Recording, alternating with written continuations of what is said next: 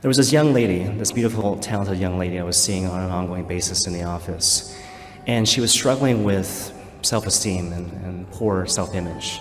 And that was part of her problem. She didn't realize how amazing she was. So a lot of our early discussion had to do with precisely that.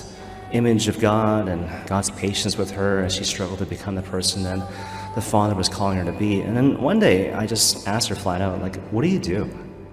Like, what does your day actually look like? How do you spend your time every single day? And a lot of her time, just to sum it up, was spent in like coping, distraction. Like I feel bad about myself. I don't like myself. I have this feeling that God doesn't like me, so I spend a lot of my time distracting myself from that existential pain. And so I go to way of social media and binge watching on TV shows and chips, stuff like that, right?